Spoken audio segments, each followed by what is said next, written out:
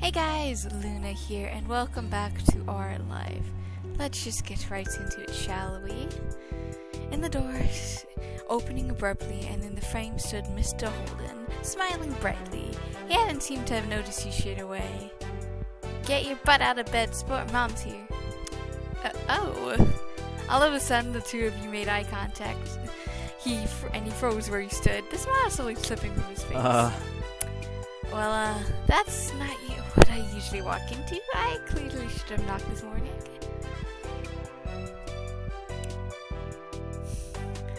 Of course, Cove would get away with sneaking into my room, and I'm the one who gets caught. Should I pretend I didn't hear that? Cove blinked his eyes tiredly and mumbled something incoherent before turning toward the door. Both you and Mr. Holden stared at him for a few moments, neither knowing what to say or to do. Cove, who continued looking at his day dozily, was obviously having a hard time trying to process the situation. And then his eyes widened. Bed? Cove scrambled on the bed in an attempt to get to his feet, pushing the covers back off of both of you. Forgetting that there's overhanging ceiling above him, he shot upward and hit his head on the wood. Ow! He flopped back down onto his pillow, pressing a hand to his head and groaning loudly. He laughed at the scene. You couldn't help the sound pricking out, though when Cove shot you an unappreciative look, you clamped your mouth shut. Cove, what, are you right over there? Mr. Holden stepped further into the room, his eyebrows furrowed in concern, and he bent down toward his son. Yes! Yes, please, just go. Okay, I'll leave. Put my hands up in the air. Cove held his hands up in front of him in a calming gesture, even though Cove couldn't see it. Kira's rating. With that, he stepped back out of the room, giving the two of you one last look before pulling the door shut behind him. Cove rubbed at his face before dropping his head into his hands and mumbling between his fingers. Oh my god. Oh my god, oh my god. That was so awkward. Tell me about it. With a heavy sigh, Cove forced himself to sit up again. He frowned hard, staring over at the closed door. Sorry. Guess we can't just hide in here now.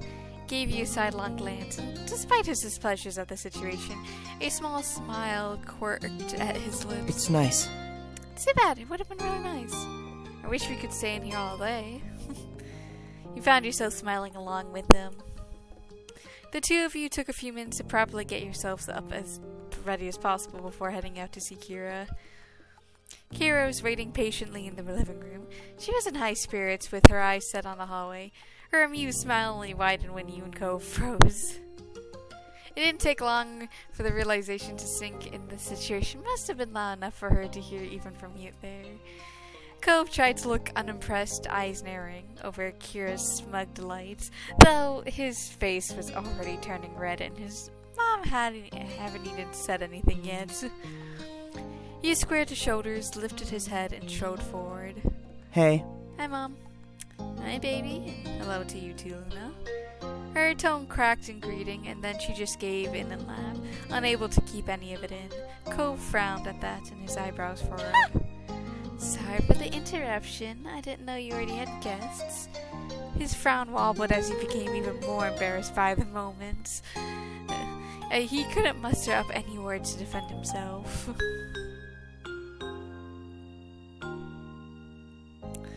Well, it's not like anyone's surprised by this. Kira laughed even harder this time. As it slowed, she brought up a hand to cover her mouth, but you could still see her shoulders shake. Cove still looked mortified, but he shot you a stern look. All he could do was smile. Cove was still unable to say anything other than his teeth biting into the inside of his cheek. As he stood there frozen, Kira studied you both for a moment. It's all right. It's okay. My not-so-little mister is spreading his wings. I can't complain about that. She lightly tapped the tip of his nose. That got a tiny smile out of Cove. Despite being much taller than Kira at this point, he still seemed like a little kid in front of her. I also love his pajama top. It looks cool. You released the air you were holding on into your lungs, and then Kira's gaze locked onto you. You no, we were just about to go over to see if Pam and Noelle, are you two coming? Sure, I should definitely go back there. Cove chuckled at your phrasing. He stretched his arms for a moment and yawned, trying to physically shake off what happens. Sounds good. Honestly, not surprising based on the context of what happens. Yeah, that sounds good. Great. Right, let's do it. It was then at that moment you noticed Mr. Holden standing on the other side of the room. You figured he must have been trying to create some space for everyone during that last conversation. Yeah, I understand that. You could tell he felt a bit awkward, but he was still smiling reassuringly as he scratched the back of his neck. His attention went toward Cove. But do you want to get changed first? Cove looked at his pajamas for a moment and shook his head. No, we don't have to wait for that. Are you sure? It's only a trip across the street. Don't worry about it. Alright. Besides, Luna's going in pajamas too. Fair point. Cove then leaned on closer to you. He grumbled quietly. Your mom's gonna figure out what happened. And your mom's gonna figure out what happened anyway, so yeah. Come on! Away we go.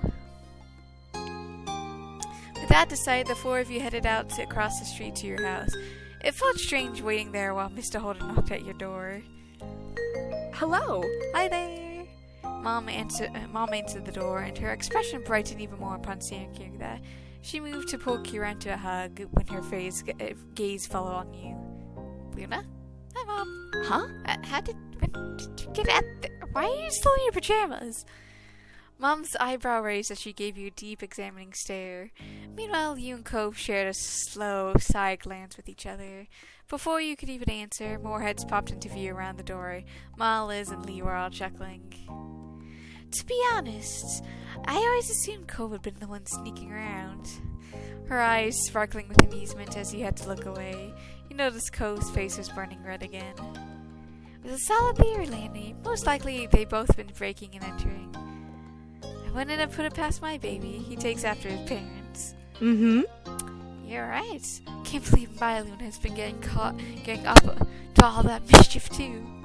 Mortified, Cove looked like he wanted to disappear, while the adults chuckled and discussed what to do, what you and him may or may not have done. Fortunately, they left that discussion there. Thankfully. Enough standing around, come on in. Mom moved aside to usher the group in and guided them up to the living room. Before anyone could get settled, Mom spoke up. You're all welcome to stay for breakfast. We still have some great spices and stuff from the farmer's market. Of course. Yes, we'll be thrilled to host you. There were eager nods from Mr. Holden and Kira, but Cove looked around and the room was filled with familiar faces before speaking up.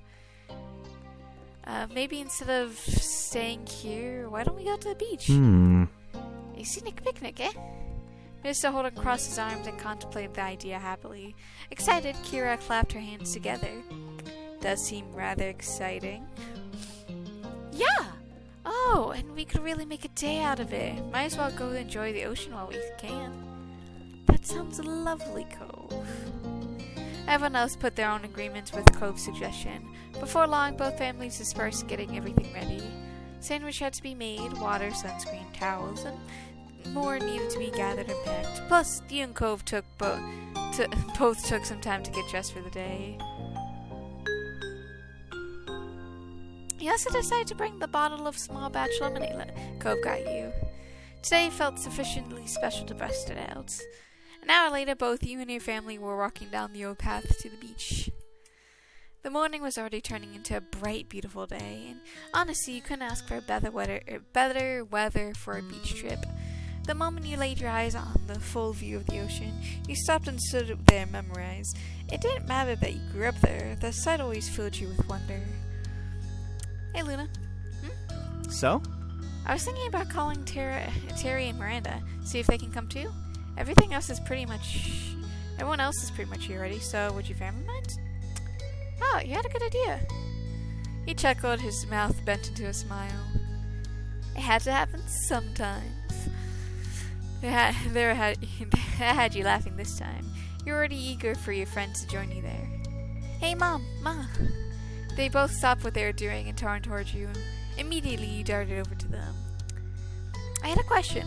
Would it be alright if Terry and Miranda came by? I don't see why not. Ma looked to Ma to see what she thought, and she nodded in agreement.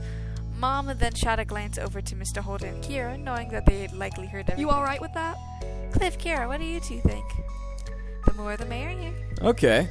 Of course they're welcome with me. Thanks.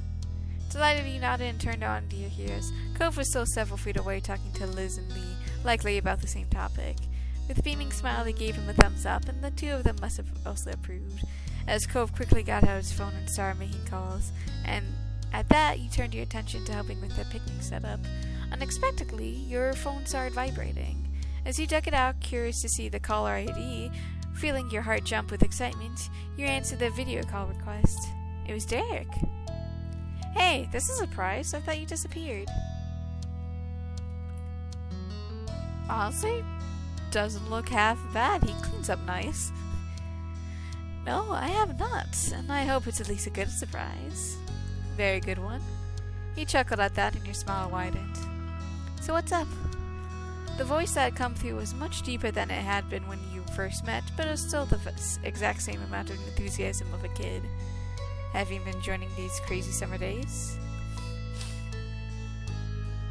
It's been memorable, to say the least. Sounds interesting. You have to catch me up on that. But what about you? How's your summer been? You were beyond curious to know what Derek had been up to since the last time you spoke. He chuckled, noticing your invested tone. Honestly, I've just been slammed with stuff lately. College applications and scholarship inquiries. What else is new?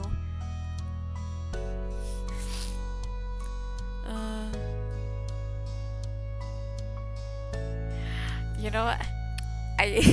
Just because of what I said earlier in the series, I feel like I have to go with this.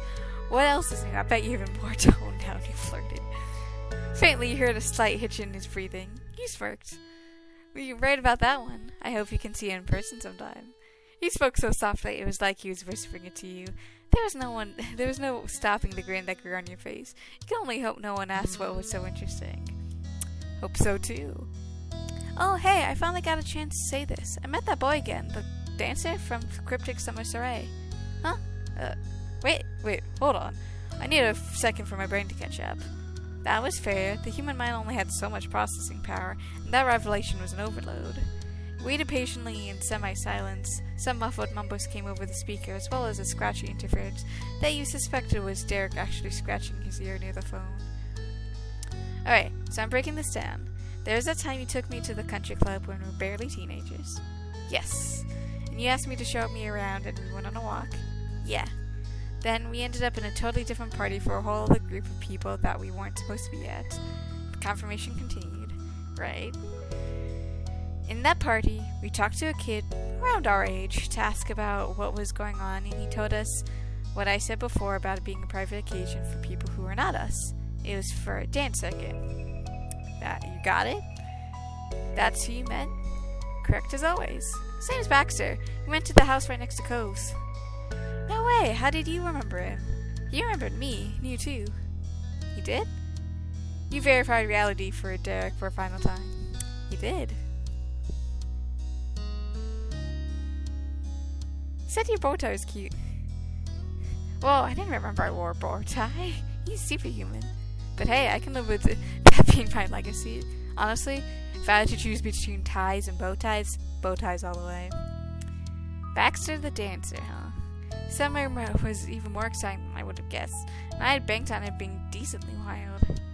And yours was exactly as eventful as I thought it would be. Yeah, so it is.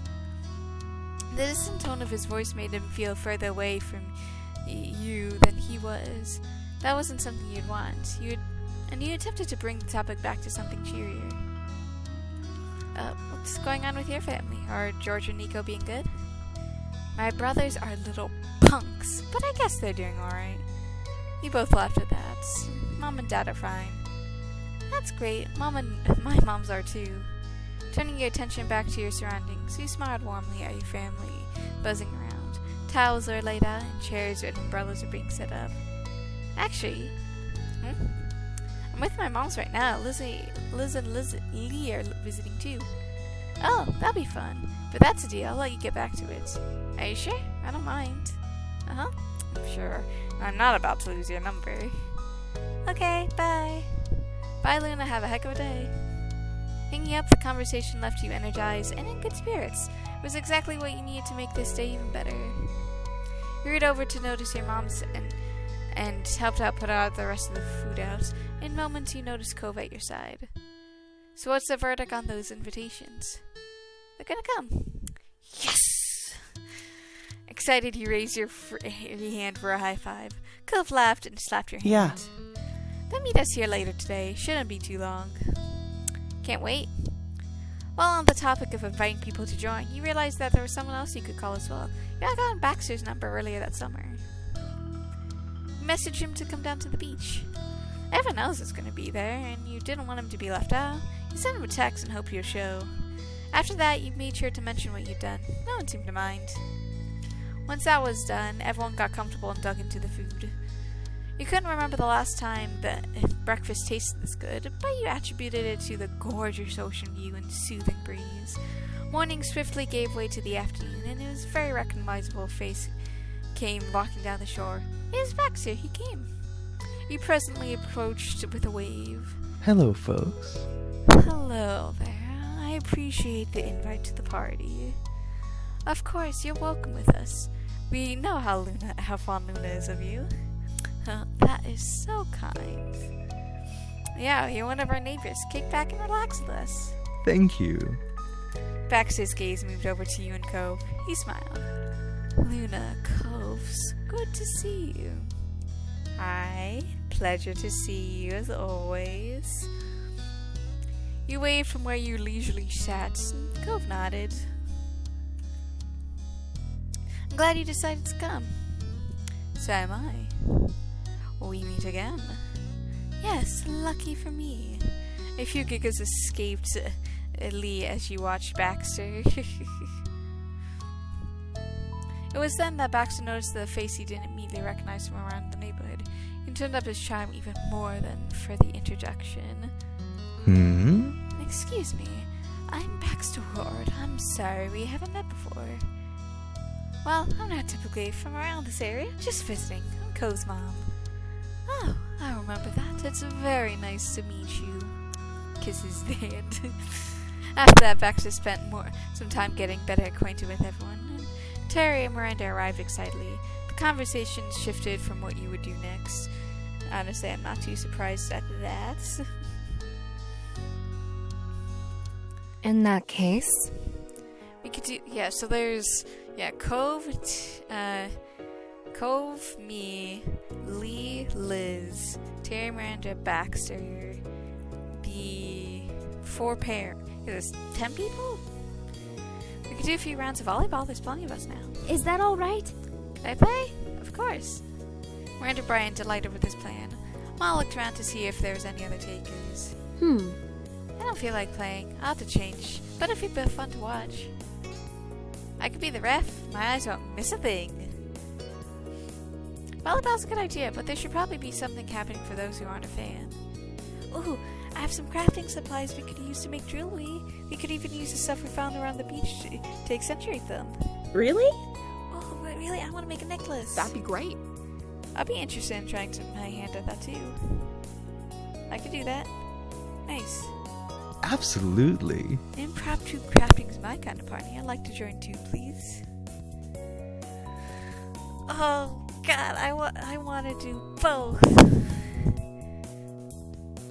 Oh, I want to do both. To be honest, I'll probably, if this was actually me, I'll probably make some jewelry. Already, you were imagining various designs you could make depending on what Lee let you use. Cousin shot you thumbs up, clearly happy with your decision. Kira got up from the towel and she was sitting on. She brushed off some sand in her legs and then stretched her arms over her head. Can do. I'm up for a few rounds.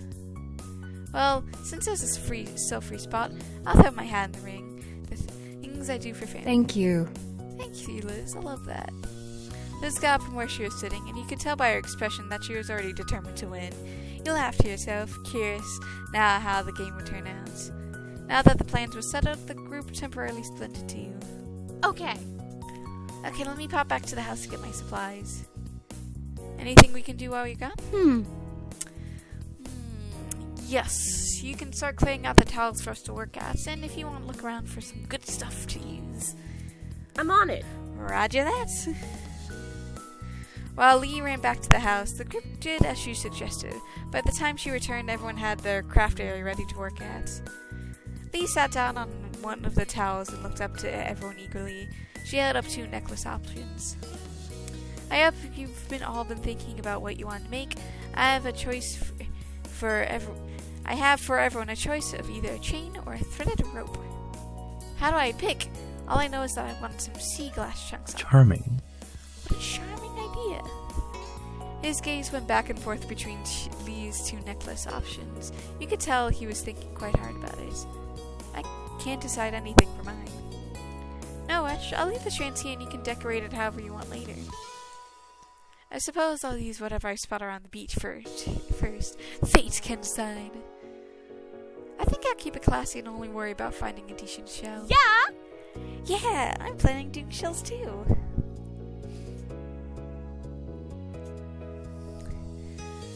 I want to find some sea glass too. Great minds thinking the same. We can look together. Happy with that suggestion, he nodded. Cove only crossed his arms and chewed the inside of his cheek. You aren't the only one that noticed. What's wrong, Cove? I'm not sure what to use. I mean, ideally I'd want a shark tooth, but what are the chances I'd even find one? Mom smiled. You both looked at him sympathetic. Sorry. The rare downside of not having a shark-filled coast. That'd make it for a really cool necklace, though. I know. At Cove's pouting, Mom gave him a bump on the shoulder with her fist. Well, don't lose all hope. You never know, you might end up really lucky. Cove laughed. It cheered him up, even though he wasn't really convinced. After that, the little crafting club busily went to work on their pieces.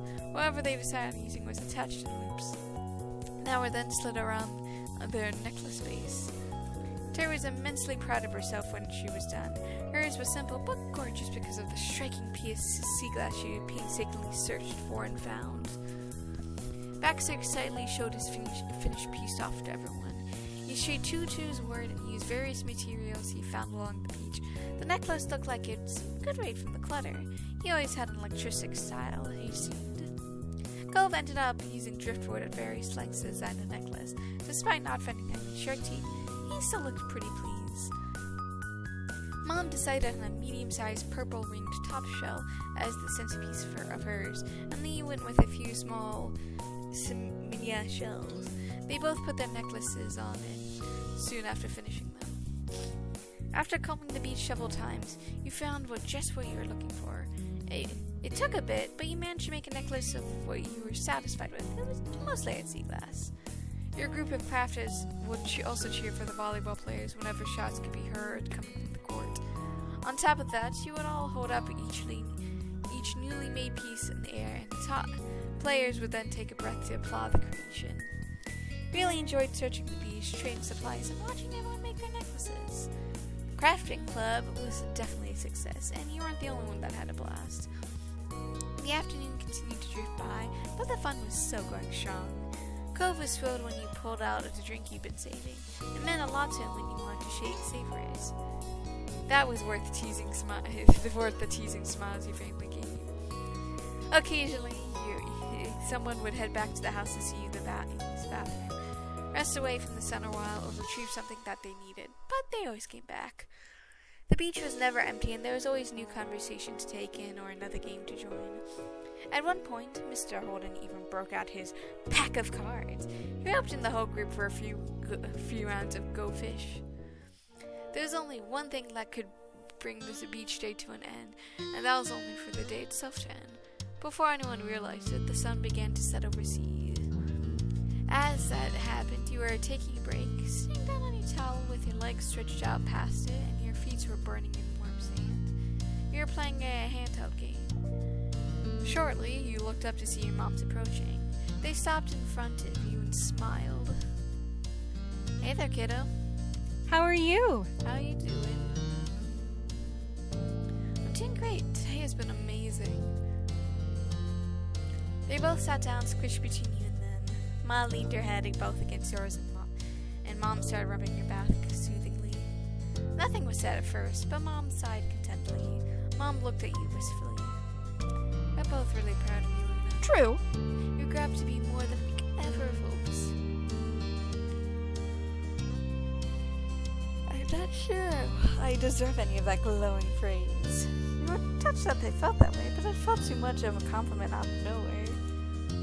Of course you do. You tried searching your mind for the right words to explain the strange, twisting feeling in your chest, and Mom lightly brushed some of your hair. Then turning your head, you looked from Ma to Mom. They both smiled, encouraging you. You did the hard work raising me. Mom chuckled, and Ma wrapped an arm around your middle and squeezed you tightly into a side hug. That was the thing. It was never hard work. I loved every minute of it, and I don't think we'll ever stop. Yes. Well said. You're not going to have to accept how fantastic you are, whether you want to or not. Thank you. You stayed there quietly and contentedly, watching the sunset with your parents for a while, until Mr. Holden called out to you. He was still walking in your direction.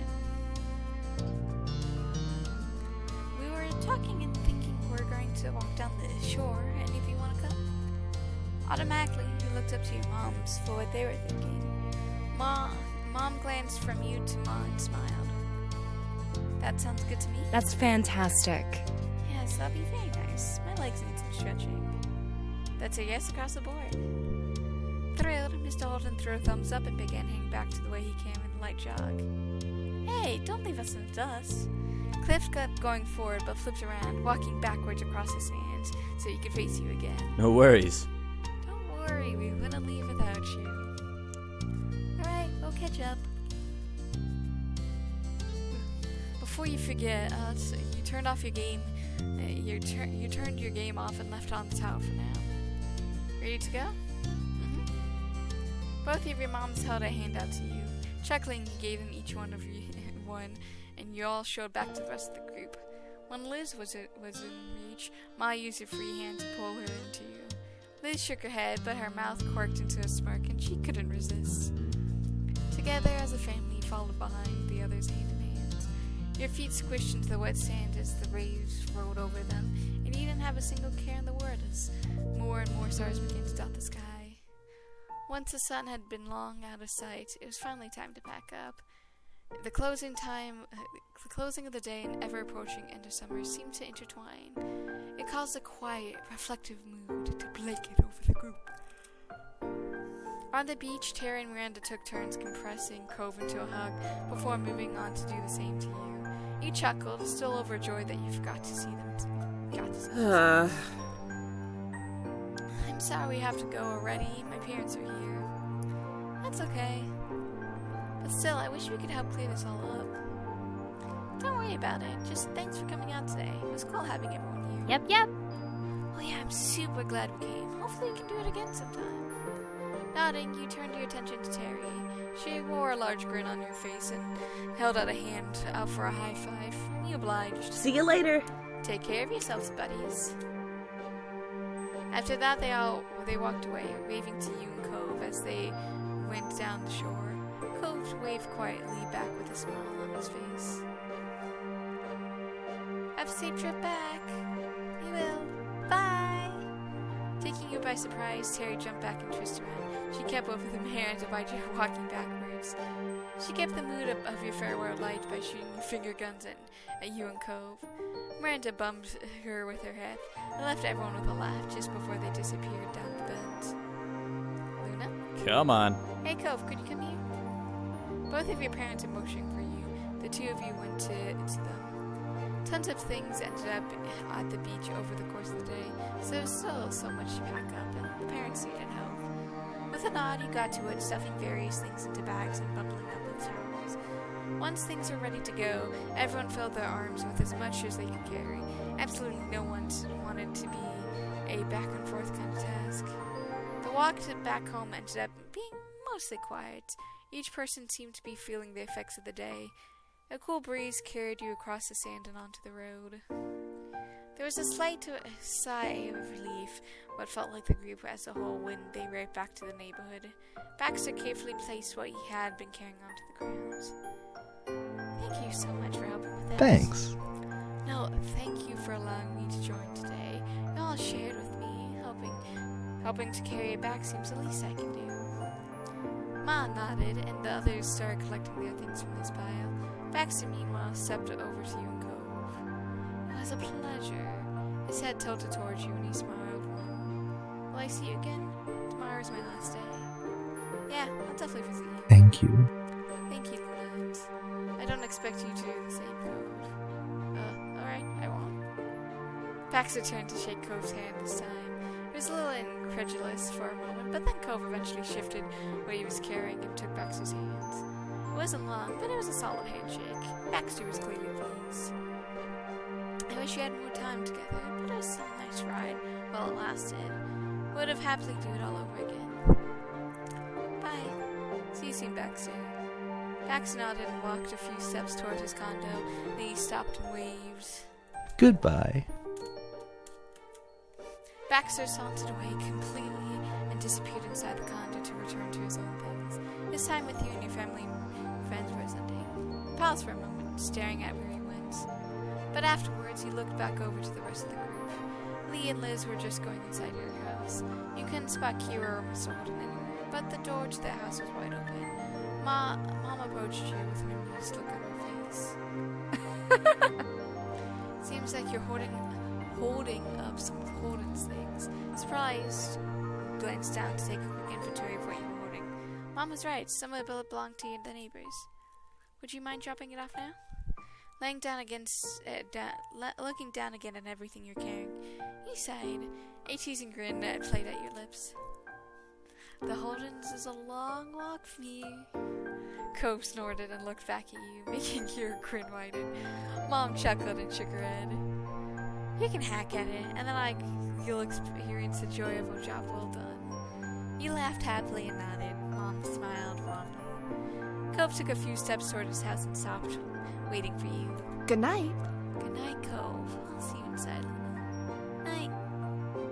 Got up to Cove, and together you were over to his house. Walking in the front door, you saw Kira and Mr. Holden busily unpacking already.